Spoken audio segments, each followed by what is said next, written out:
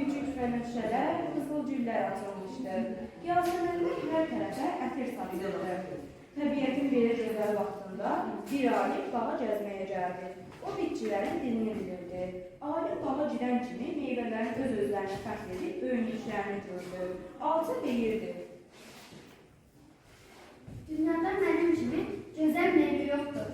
Qızdırma xəstəliklərinin tutanların şəfasıyam. Baş ağrısının dərmanıyam. Altı sözlü deyir ki, qaran kimi yamalı bilsənin özündən sıxdı.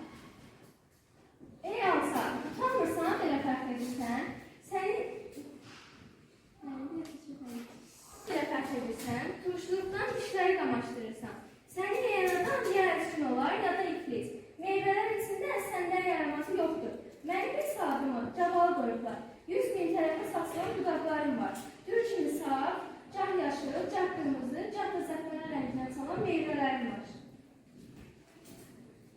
Yox cavablı səsini eşidib ona belə tənə vurdu. İnanmamaz, xəcalət çəkmirsən. Səni yeyən şallı yerlərdə ki, həzm olmasan. Mənim paltarımdan heç bir meyvədə yoxdur. Belələri ulduzlara bənzəyir.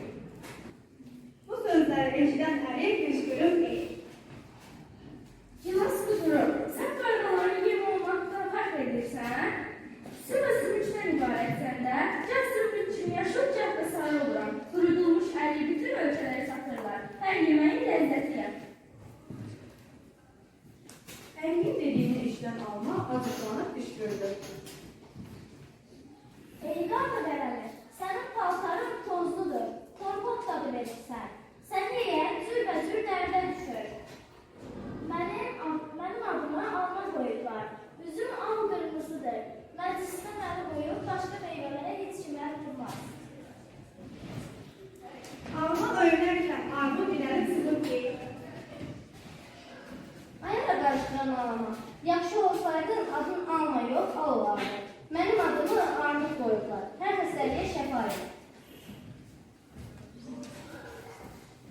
Armud özünü bu cür tərifləyərkən, üzüm onun səsini eşidib qəzəbləndi və dedi: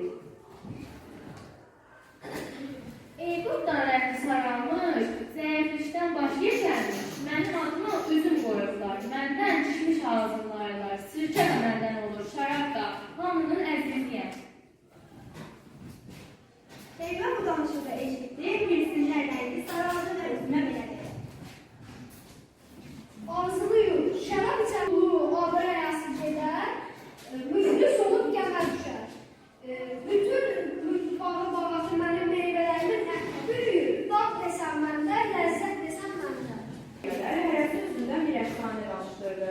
Dinsin ləzzət almaq üçün bağa gələn alim, özünü öyrənib o bulunduğu meyvələrə baxıb çox təəssüfləndi. Bu nə yox deyil.